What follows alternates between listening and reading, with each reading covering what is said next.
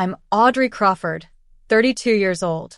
2 months ago, on Thanksgiving night, in front of 30 relatives, my parents handed my sister a $13,000 cruise package and gave me a crumpled $2 lottery ticket with a mocking smile. "This is all that's appropriate for your situation, Audrey," my mother said.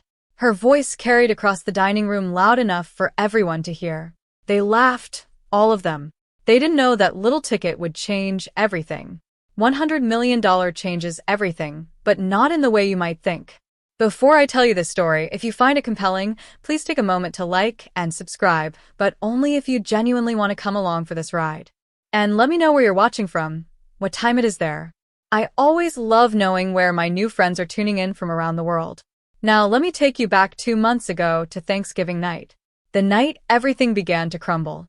The Crawford family Thanksgiving was always a production. Not in the warm Hallmark movie sense, more like a stage where everyone performed their assigned roles. I pulled into my parents' driveway at exactly 5 o'clock, carrying a homemade autumn salad and a bouquet of dahlia I'd grown myself. The flowers were deep burgundy, perfect for the season. I'd spent 3 months nurturing them. My mother opened the door before I could knock. "Oh, Audrey."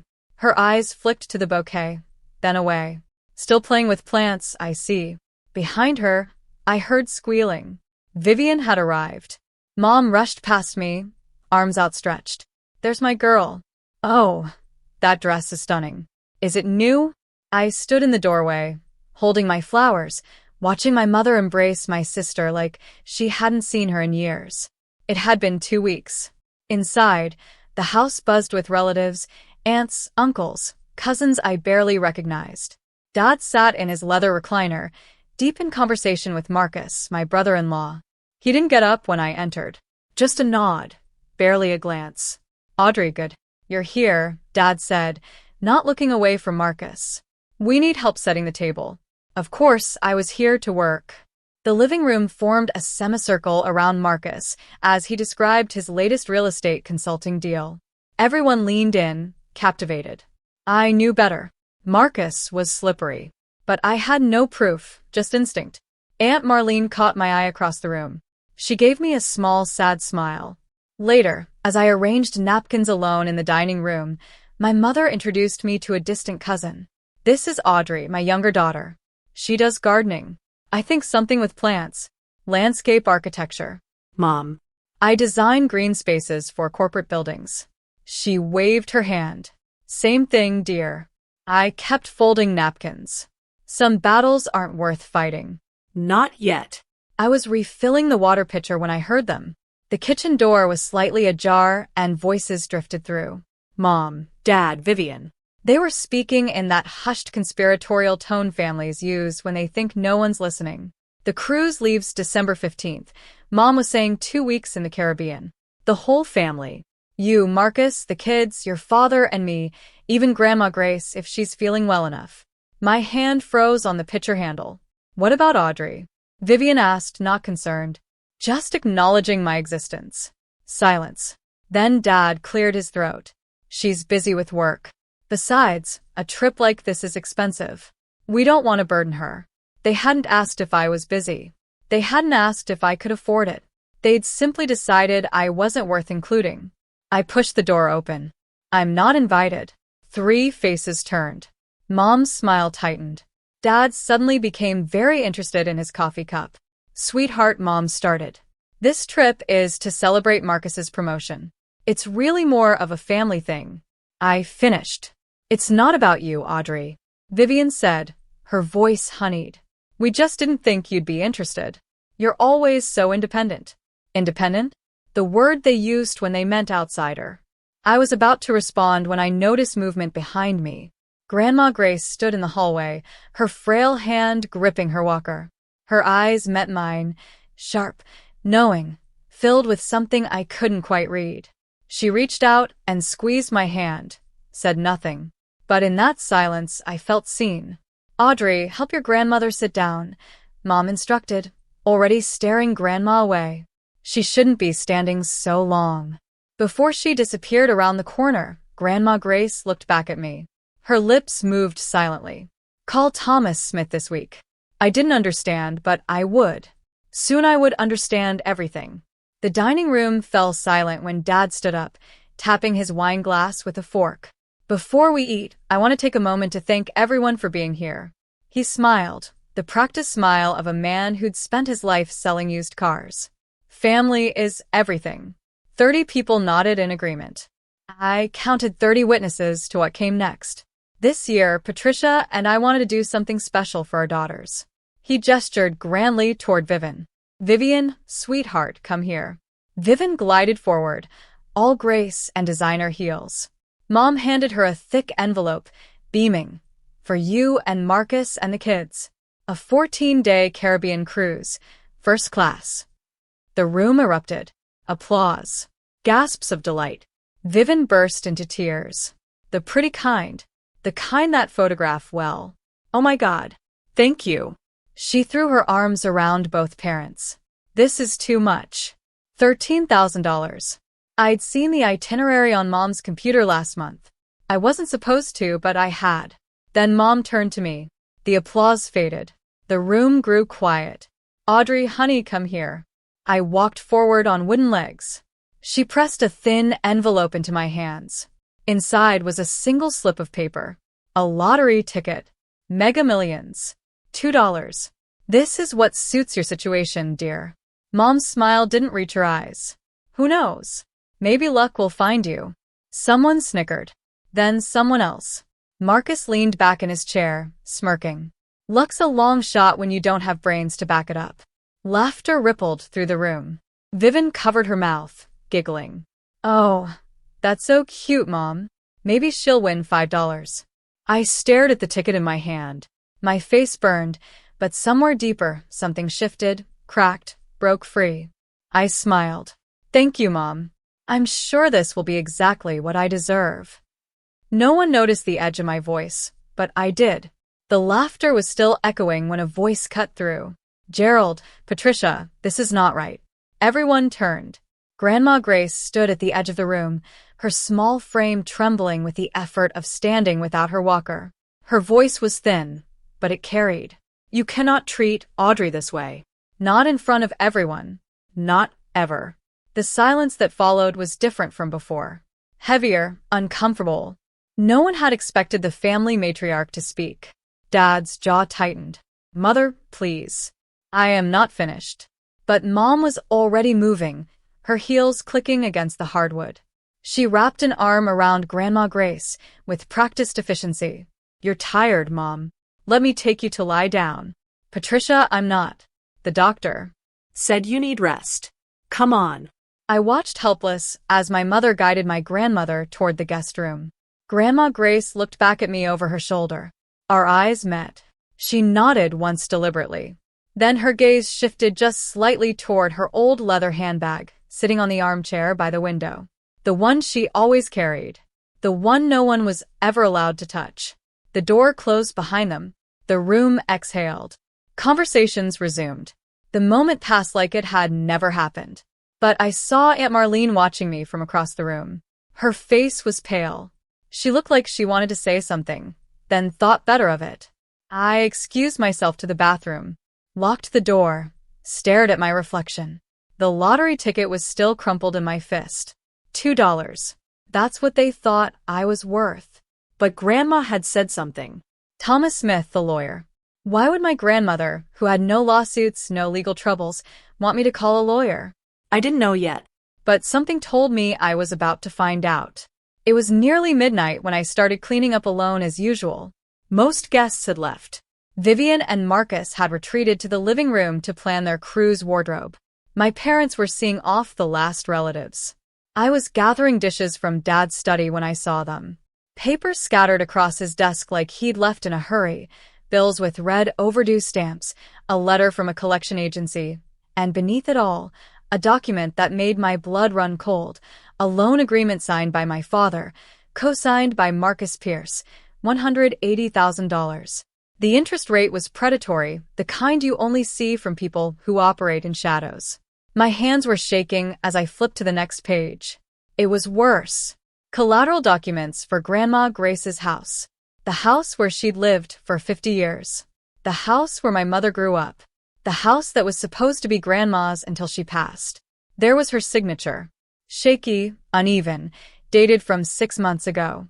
The same month she'd fallen and spent 2 weeks hospitalized, drugged up on pain medication. They'd made her sign when she wasn't herself. I pulled out my phone. My heart was pounding so hard I could hear it in my ears. I photographed everything, page after page. I didn't know what I would do with these pictures. I didn't have a plan, but I understood something now. The favoritism wasn't about love. It wasn't about Vivian being the golden child. I was the threat. I was the one who might ask questions, who might notice things that didn't add up. They needed me small, silent, invisible. That's why I got a $2 lottery ticket. I slipped out the back door. Photos saved. Mind racing. For the first time in my life, I wasn't going to stay quiet. 1 week after Thanksgiving, I called Aunt Marlene. She picked up on the second ring. Audrey. Aunt Marlene, I need to ask you something. What is it, honey? Is Dad in serious debt? Silence. Long, heavy. You know something, don't you? I pressed. How did you find out? I saw papers at the house. A loan agreement with Marcus. Audrey. Her voice dropped to a whisper. Don't talk about this on the phone. Why not? Because there are things you don't know yet about Marcus. About your father. My grip tightened on the phone. What things? Not here. Not like this. Meet me Saturday, the coffee shop on Elm Street. 2 o'clock, Aunt Marlene, please. And Audrey? She hesitated. Don't trust anything Marcus tells you. He's not who he pretends to be. The line went dead. I sat in my apartment staring at the lottery ticket on my kitchen counter. I'd forgotten about it since Thanksgiving. It had been sitting there, crumpled and ignored like me. Maybe it was time to check the numbers. I pulled up the Mega Millions app, entered the numbers, watched the little loading wheel spin. The first number matched. My heart skipped. The second number matched. I stopped breathing. Third, fourth, fifth, all 6. I refreshed the app. Same result. I went to the official website. Same numbers, same result. $100 million. I didn't scream. I didn't cry. I just sat there perfectly still for what felt like hours. Then I did the first thing that came to mind. I Googled lottery winner, what to do first. And then I remembered Grandma Grace's words. Thomas Smith. It was time to make that call. I didn't tell anyone. Not a single soul. For 3 days, I walked through my life like a ghost wearing human skin. I went to work, answered emails, smiled at clients. All while carrying a secret worth 9 figures in my pocket. Every time my phone buzzed with a message from Mom or Vivian, I felt nothing. The number in my bank account once it cleared would be larger than anything they could imagine. But that wasn't what consumed me. It was the power. Not over them, over myself. For 32 years, I'd been the invisible one, the afterthought, the gardener. Now I had options. They couldn't take away. I didn't call my parents. I didn't call Vivian. I didn't post on social media or buy a sports car or do any of the things lottery winners are supposed to do. Instead, I called Thomas Smith. Miss Crawford. His voice was warm but professional. Your grandmother said you might reach out. She told me to call you. I don't know why. Perhaps you should come to my office. There are some matters we need to discuss about the lottery. A pause. You've won something.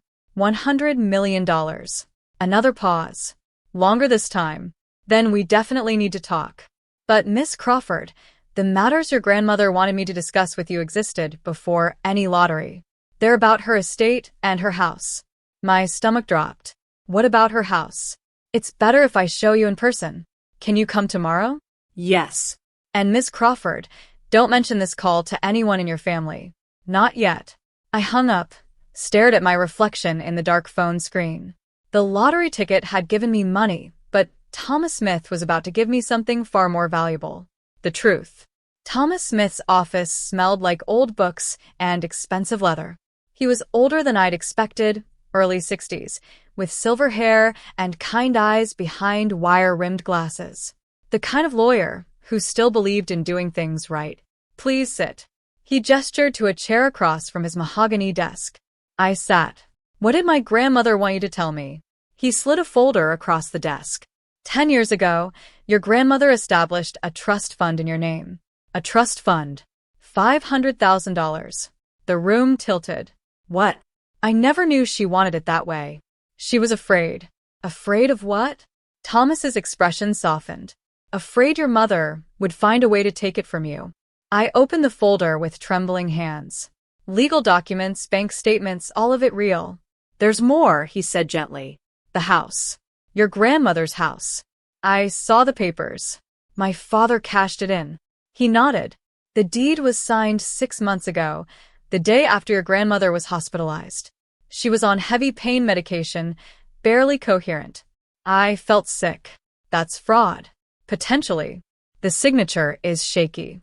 The timeline is suspicious, but proving coercion is difficult without witnesses. She didn't know what she was signing. I don't believe she did. He leaned forward. Miss Crawford, your father owes Marcus Pierce $180,000. The house was collateral. If he defaults, Marcus gets the property. The pieces clicked into place. The favoritism, the exclusion, the $2 lottery ticket. I was never meant to find out. What can I do? What can with your resources now you have options? We can challenge the deed. We can pay off the debt and remove the lien. We can protect your grandmother. I looked at the trust fund documents. $500,000 from Grandma Grace. $100 million from a crumpled lottery ticket. Let's protect her. Okay, let me pause here for just a moment. I know what you're thinking. Audrey, what are you going to do? Are you going to get revenge? But this isn't a revenge story.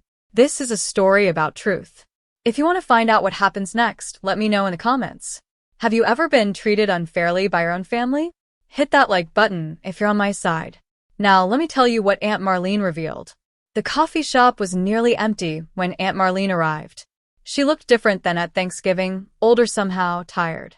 She slid into the booth across from me, clutching her purse like a lifeline. Thank you for meeting me, I said. I should have said something years ago. Her voice was barely above a whisper. But Patricia, you know how she is. Tell me about Marcus. Marlene's hands trembled as she reached for her coffee. He's not a consultant. Not really. He lends money to desperate people with interest rates that would make a loan shark blush. I suspected something. There's more. She pulled out her phone, scrolling through her gallery. 2 months ago, at your parents' anniversary party, Marcus left his phone unlocked on the counter. I wasn't snooping. I was just looking for mine. She turned the screen toward me. Text messages between Marcus and someone named Diana. The words were explicit, romantic, and damning. Can't wait until this is over. Once the house deal closes, I'm out. What about Vivian? She served her purpose. Divorce papers are already drafted. I stared at the screen. He's cheating on her. For 8 months, Diana is his assistant. Marlene's eyes welled up. I wanted to tell Vivian, but I was scared. Marcus, he's not someone you cross. Does Vivian know? I don't think so. She's so wrapped up in being the perfect wife, the perfect daughter. She doesn't see what's right in front of her. I sat back processing. My sister wasn't my enemy. She was another victim. She just didn't know it yet. Thank you, Aunt Marlene. I reached across the table and squeezed her hand. You did the right thing. She wiped her eyes. I'm sorry I waited so long, Audrey. I'm so sorry. It's not too late. Not yet. The nursing home smelled like antiseptic and fading flowers. Grandma Grace's room was small but sunny with windows overlooking a garden that desperately needed professional help. My professional help. She looked smaller than I remembered, frilier. But when I walked in, her eyes lit up with the same sharpness I'd always known. Audrey. She reached for my hand. You came? Of course I came. I pulled a chair close to her bed. Grandma, I talked to Thomas Smith. Her grip tightened. Good. He's a good man. Why didn't you tell me about the trust? Because your mother would have found a way to take it. Her voice was firm despite its weakness. You were the only one who never asked me for anything. Never expected anything. That's how I knew you were the one who deserved it. Tears burned my eyes. Grandma and the house, she continued. They made me sign papers. I don't remember it clearly. Everything was foggy. I was in pain. I know. Thomas explained. We're going to fix it. She studied my face. There's something else. Something you're not telling me. I hesitated. Then I told her about the lottery. The $100 million. The ticket her own daughter had given me as a joke. Grandma Grace laughed. Actually laughed. A sound like rustling paper. A karma, she whispered. I always believed in karma. I'm going to buy back your house, I said. I'm going to make sure you can live there again. Whatever it takes. Her hand found my cheek. I don't need you to take revenge on anyone, Audrey. I just need you to be free, to protect what matters. I will. Promise me something. Anything. Don't become like them.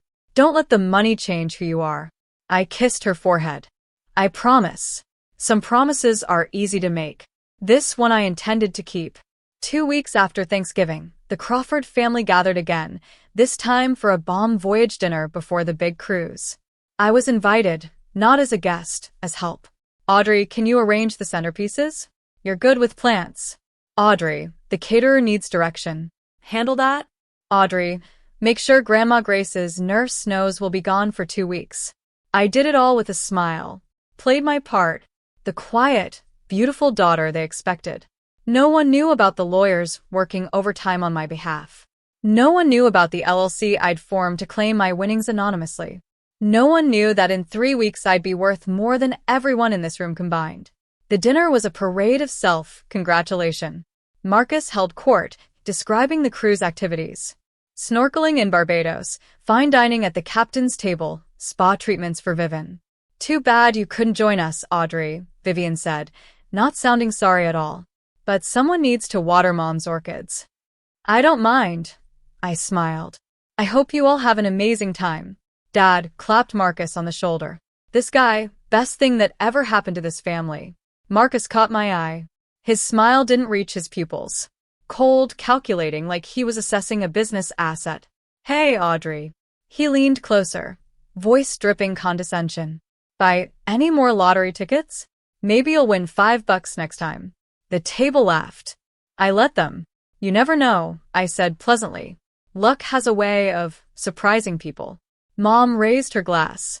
To family, to fortune, to the Crawfords. Everyone drank. I raised my water glass and took a small sip. 12 days. In 12 days, they would be in the middle of the Caribbean and I would be ready. The morning they left for the cruise, I stayed home. You're not coming to see us off? Mom had asked the night before, her voice carrying that familiar note of accusation disguised as disappointment.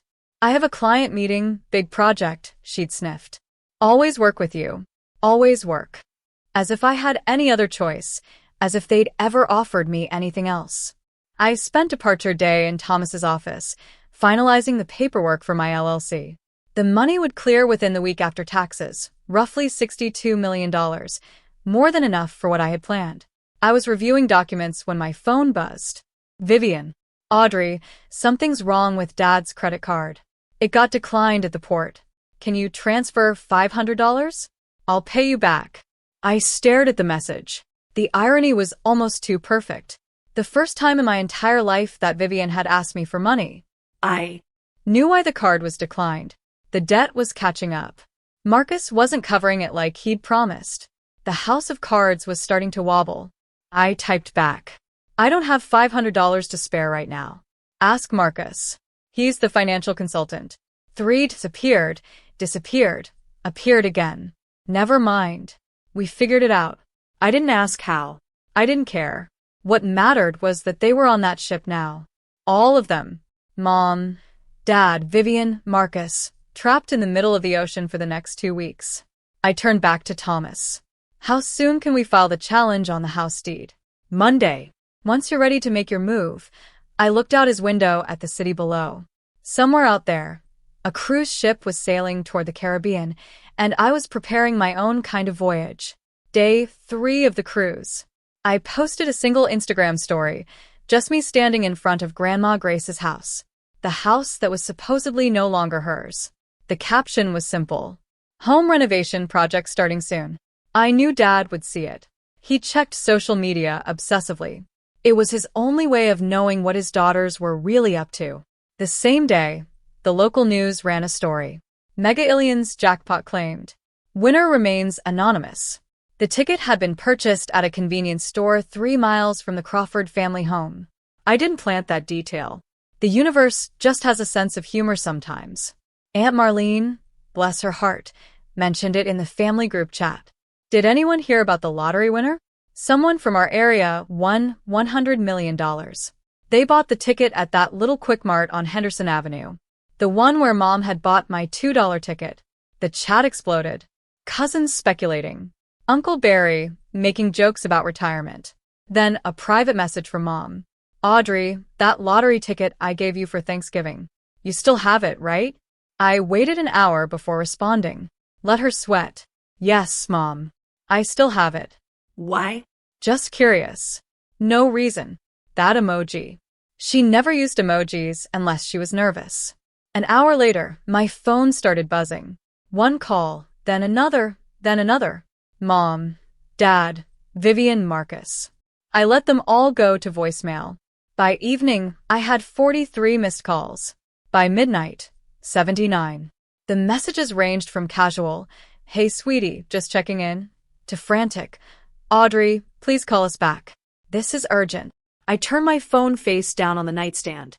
Tomorrow I would call them, but on my terms and with an audience, 79 missed calls. I counted them twice to make sure. The voicemails were a masterclass in emotional manipulation. Mom, attempt 1. Audrey. Honey, it's Mom. Just wanted to hear your voice. Call me when you get a chance. Mom, attempt 7. Audrey, this is important. Please call back. Mom, attempt 15. I don't know why you're ignoring us. This isn't like you. Dad, attempt 3. Audrey, it's your father. We need to talk. Family business. Vivian, attempt 5. Audrey, seriously, what's going on? Mom is freaking out. And then Marcus, his voice smooth as ever. Audrey, I think we should discuss some investment opportunities. Family helping family, you know. Give me a call. I sat in my new apartment, a rental I'd secured the week before. Nothing fancy, just mine. And listened to every single message. Let their desperation wash over me like waves. They weren't worried about me. They were worried about the money. I texted Thomas Smith. Is everything in place? His reply, ready when you are. I opened the family group chat and typed a single message. I'll video call tonight at 8 p.m. Eastern Standard Time. Everyone needs to be present. There's something important I need to share. Within seconds, confirmations flooded in. Mom, of course, sweetie. We'll all be there. Dad, looking forward to it, kiddo. Vivian, can't wait. Marcus sent a thumbs up emoji. They thought they'd won. They thought I was going to announce my lottery winnings, and then what? Hand them a check. Ask for their guidance. They had no idea what was coming. I spent the rest of the afternoon preparing, organizing documents, rehearsing what I would say. This wasn't revenge. This was truth. And the truth, as they say, shall set you free. At exactly 8 o'clock, I clicked join call. Their faces filled my laptop screen, crowded together in what looked like the ship's lounge, tropical sunset visible through the windows behind them. Audrey, Mom's voice was sugary sweet.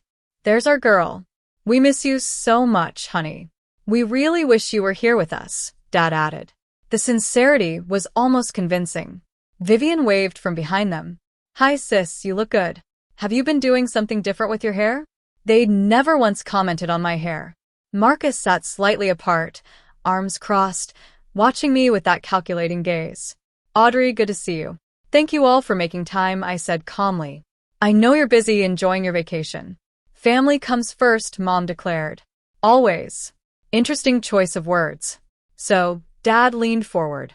We heard some interesting news. Something about a lottery ticket. I didn't flinch. Yes, I won. The silence was deafening. Then everyone spoke at once. Oh my God, that's incredible. How much? Audrey, congratulations. I let them exhaust themselves. When the chatter died down, I spoke again. $100 million. Mom's hand flew to her chest. Dad's mouth opened and closed like a fish. Vivian looked like she might faint. Marcus recovered first. Audrey, that's life-changing money. You're going to need help managing that. Investments, tax strategies, asset protection. I have a lawyer, I interrupted. Sure, but a family member who understands finance. Marcus. My voice was steady. Before we talk about money, there are some things this family needs to know. His smile flickered. What kind of things? The truth. I share my screen. Let me show you. The first document appeared, the loan agreement with Marcus's signature, and everything changed.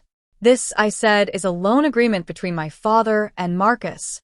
$180,000 at 32% interest. Dad's face went white. Where did you? And this, I continued, clicking to the next document, is the deed to Grandma Grace's house. Signed over as collateral, dated the same week she was hospitalized, barely conscious from pain medication. Mom's mouth opened. No sound came out. That signature is shaky because Grandma didn't know what she was signing. My lawyer has medical records confirming she was heavily medicated. This could be considered fraud. Audrey, this is family business. Dad started. I'm not finished. I clicked again. This time, screenshots filled the screen. Text messages between Marcus and Diana. Explicit, unmistakable. These are messages between Marcus and his assistant Diana. They've been seeing each other for 8 months. Vivian's face crumpled. What? Once the house deal closes, I'm out. I read aloud. She served her purpose. Divorce papers are already drafted. That's not. Marcus stood up, his chair scraping against the floor. Those are fabricated. She's lying. Am I? I looked directly at my sister. Vivian asked him. Look at his face and ask him. Vivian turned to Marcus. Her voice was barely a whisper. Marcus? He didn't answer. He grabbed his phone and walked out of frame. Mom started crying. Dad just sat there stunned. Here's what's going to happen, I said quietly. I'm using my money to pay off the loan and clear the lien on Grandma's house. The deed will be transferred back to her, legally protected. None of you will have any claim to it. Audrey, Dad pleaded. We're family. Family doesn't steal from 90-year-old women. I kept my voice level, and I'm not done. Okay, I know a lot of you are screaming yes at your screens right now. But hold on, the story isn't over yet. If you've ever dreamed of saying the things I just said to your own family, smash that like button. And if you want to know what happened to Marcus next, oh, karma wasn't finished with him. Keep watching because what happened after that call? Even I didn't see it coming. I ended the call before anyone could respond. The last thing I saw was chaos. Vivian crying, Mom shouting something I couldn't hear, Dad sitting motionless with his head in his hands. Marcus was nowhere to be seen. My apartment was silent. Just me and the fading sunset through the window. I'd imagined this moment for weeks. I thought I'd feel triumph, victory, vindication. Instead, I felt hollow, tired, like I'd just run a marathon I hadn't trained for. My phone exploded within seconds. Calls, texts, voicemails. I turned it to silent and set it face down. Then a knock at my door. I tensed. No one knew I'd moved. Through the peephole, I saw Aunt Marlene. She looked as exhausted as I felt. How did you find me? Thomas Smith gave me the address. I hope you don't mind. I let her in. She took one look at my face and pulled me into a hug. You did good, honey. You did what none of us had the courage to do. Did I? My voice cracked. I just destroyed my entire family on a video call. No. She pulled back, holding my shoulders. They destroyed themselves years ago. You just turned on the lights. My phone buzzed. A text from Vivian. I didn't know about Marcus. I swear, I didn't know. I'm so sorry about everything. I need time to think, but I'm sorry. I read it twice. 3 times. What do you think? Marlene asked. I don't know. I set the phone down. I don't know if she's sincere. I don't know if anything will change. You don't have to decide tonight. She was right. For the first time in 32 years, I had time. I had options. I had freedom. 2 weeks later, Thomas Smith called me with good news. It's done, he said. The D challenge went through faster than expected. With the medical records and the witness testimony from your Aunt Marlene, the bank agreed to void the original transfer. I let out a breath. I didn't know I'd been holding. So, the house is still technically owned by the bank. Your father defaulted on the loan payments when Marcus stopped co-signing. But here's where your money comes in. I'd already made my decision. Pay it off, whatever it costs. It'll be approximately $215,000 principal plus interest plus legal fees to transfer the deed cleanly to your grandmother's name. Do it. The money was nothing. A rounding error compared to what I had now. But what it represented, that was everything. There's one more thing, Thomas said carefully. I've drafted a protection clause. Once the house is in your grandmother's name, no member of the Crawford family, that includes your parents, can claim any rights to the property. Not during her lifetime and not after. And after she passes, it goes to you per her original wishes before any of this happened. I thought about that crumpled lottery ticket, the mocking smile on my mother's face. $2 to get rid of the inconvenient daughter. One more clause, I said. I wanted in writing that my grandmother can live there for the rest of her life with full-time care if needed, completely paid for, already included. I smiled for the first time in weeks. Thomas, thank you. Thank your grandmother, he said. She chose you for a reason. I hung up and immediately called the nursing home. I'm coming to pick up Grace Mitchell. It's time to take her home. Marcus tried to control the narrative. Of course he did. The screenshots were photoshopped. He told anyone who would listen. Audrey is mentally unstable. She's jealous of Vivian's success. She's trying to tear this family apart. It might have worked once before social media before Diana. Diana was apparently not pleased about being abandoned mid-scandal. 3 days after the video call, she went nuclear. Instagram, Facebook, Twitter, every platform. Photos of them together, restaurant receipts, hotel bookings, intimate messages that made the ones I'd shared look tame, and her own video statement. Mascara stre and furious. Marcus Pierce is a liar and a fraud, she declared to her 300 followers. A number that multiplied by thousands within hours. He told me he loved me. He told me he was leaving his wife. And now he's trying to pretend I don't exist. Vivian filed for divorce before the cruise ship docked. But Diana wasn't the only one with grievances. Within a week, 2 of Marcus' business associates came forward to the state attorney general's office with complaints about predatory lending practices. The interest rates he'd been charging weren't just unethical. They were illegal in 3 states. I didn't lift a finger. I didn't have to. The dominoes fell on their own. Dad declared bankruptcy the following month. The car repair shop he'd owned for 30 years gone. Liquidated to pay debts that had been accumulating long before I found those papers. I felt nothing, not satisfaction, not pity, just a strange, peaceful emptiness. Karma, Grandma Grace said when I told her, sitting in her own living room for the first time in a year. I told you I believed in karma. She squeezed my hand. I squeezed back. Some things don't need words. My mother called me 3 weeks after the video call. I almost didn't answer, but something made me press the green button. Audrey. Her voice was like she'd been crying for days. Audrey, you've ruined us. No. Hello. No. How are you? Straight to the accusation. I didn't ruin anything. Mom, I told the truth. The truth? She laughed bitterly. Everyone knows now. Everyone, the neighbors, the church, my book club. I've been going to that book club for 18 years, and now they won't even return my calls. I'm sorry that's happening. Are you? Are you really? Her voice cracked. You had everything. $100 million. You could have helped us. You could have saved your father's business. I could have covered up fraud. I kept my voice steady. I could have pretended Marcus wasn't a cheating predator. I could have let you keep Grandma's house. We're your family. So is Grandma. Silence. Mom, I said quietly. I'm not blocking your number. If you ever want to have a real conversation, one where you acknowledge what you did, not just what you lost, I'll be here. But I won't listen to you blame me for consequences you created. You're so cold. When did you become so cold? I learned from the best. She hung up. It was the last time we spoke for 6 months. Dad never called at all. I heard through Aunt Marlene that they'd moved into a small apartment across town.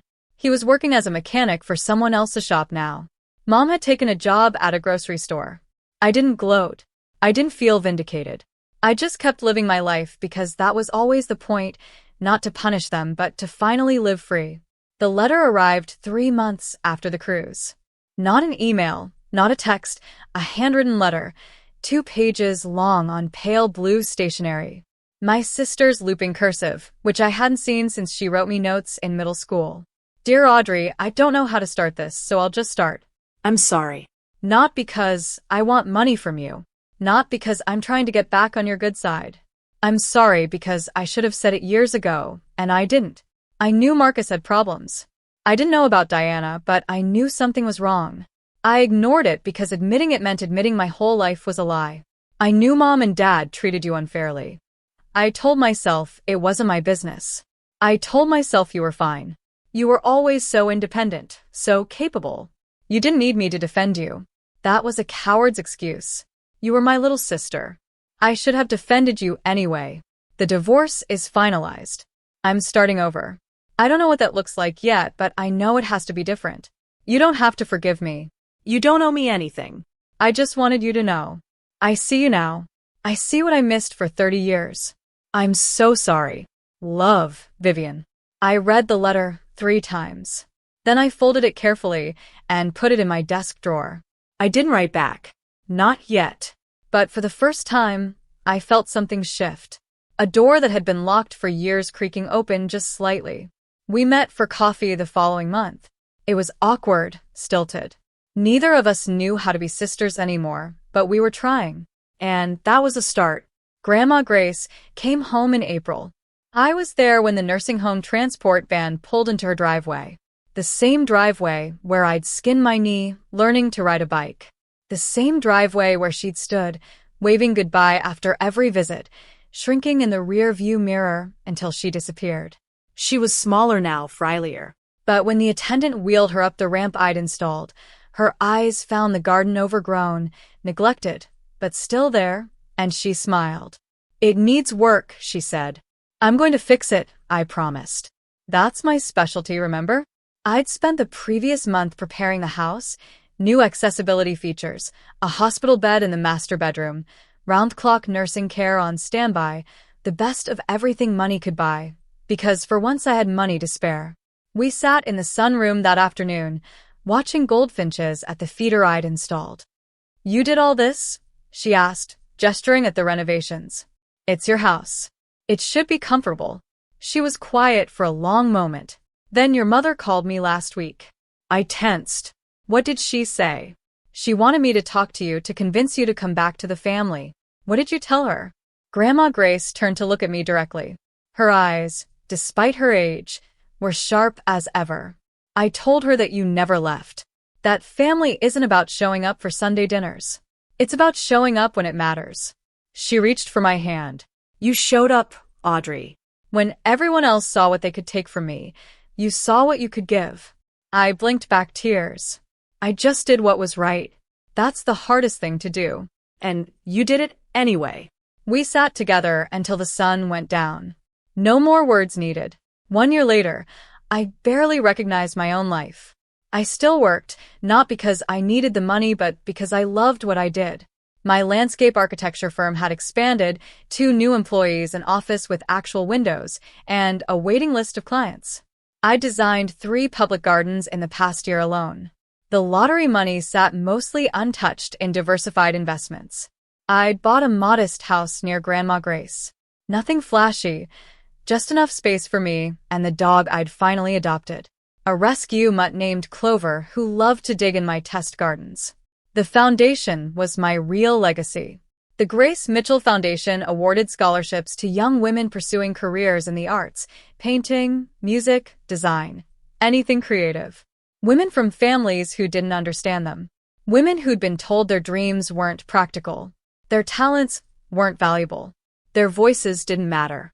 Each acceptance letter I read felt like a small act of defiance. Take that, universe. Take that. Every parent who ever said, but how will you make money? I visited Grandma Grace every day. Some days she was sharp, full of stories about the past. Other days she was tired, and we just sat together in comfortable silence, watching her garden grow. Your tulips are coming up, I told her one afternoon. You planted those? She reminded me. They're still yours. She smiled. Everything good I have is because I shared it with people who appreciated it. Remember that I would. I was living proof of it. The money didn't make me happy. It gave me options. Freedom from other people's expectations. Room to breathe. Happiness came from somewhere else entirely. From work that mattered. From relationships built on truth. From the simple act of being exactly who I was. People ask me about my family sometimes, where they are, if we've reconciled. The honest answer is complicated. My parents live in a small apartment across town. Dad works as a mechanic. Mom works at a grocery store. They're stable, but struggling, not destitute, but nothing like the life they once imagined for themselves. We communicate occasionally. Dad sends a text on my birthday. Hope you're well. Love, Dad. I respond. Thank you. Hope you're well, too. That's the extent of it. Mom has never apologized. She's called a few times, usually wanting to complain about her circumstances or hint that she could use some help. I listen politely, then change the subject. Sometimes she hangs up in frustration. Sometimes we manage a few minutes of civil conversation before the resentment creeps back in. I'm not ready to let them back in. Maybe I never will be. That's okay. Forgiveness isn't something you owe to people who hurt you.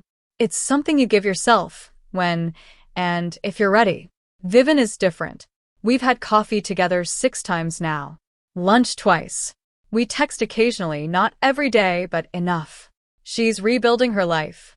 New apartment, new job, new therapist helping her understand how she ended up with someone like Marcus. We're not close. Not yet. Maybe not ever, but we're trying. I didn't realize how messed up our family was until I got out. She told me last month. I thought that was normal. I thought I was lucky. We both believed what we had to believe to survive. She nodded. Didn't cry for once. Progress. As for Marcus, I don't know where he is and I don't care. Some people don't deserve space in your thoughts. I've made my peace. I'm moving forward. That's enough. People always ask me the same question. Did $100 million change your life? The answer surprises them. No, not really. What changed my life was a moment, a single crystallizing moment when I realized that I had spent 32 years waiting for people to see my value. And they never would. Not because I wasn't valuable, but because they weren't looking. The lottery ticket was a gift. Not because of what it was worth, but because of what it revealed. The people who should have loved me only cared when they thought I had something they wanted. That revelation was worth more than any jackpot. If you're watching this and you're in a family that doesn't see you, I want you to know something. You don't need $100 million to free yourself. You don't need luck. You don't need permission. You need one decision to stop letting other people define your worth. Set your boundaries. Walk away from tables where you're only invited to serve. Build your own table if you have to. The money gave me options, but the power was always mine. I just didn't know it until someone handed me a $2 lottery ticket with a smirk and thought they'd put me in my place. They put me in my place. All right. Just not the one they expected. I'm Audrey Crawford, 33 years old, landscape architect, dog mom, granddaughter, philanthropist, and most importantly, I'm a woman who finally chose herself. That's the real jackpot. Thanks for listening to my story. If you've been through something similar, drop your story in the comments. I read every single one. Like and subscribe if this resonated with you, and check the description for more stories like this one. Until next time, know your worth and don't let anyone hand you less. Thank you so much for staying with me until the end of this journey. If you've ever felt invisible in your own family, I see you. Drop your story in the comments. I read every single one, and I want to hear from you. If this video touched you, please like and subscribe to support the channel and check the description for the next story. It's waiting for you. Until next time, remember, you are worth more than anyone else's opinion. See you soon.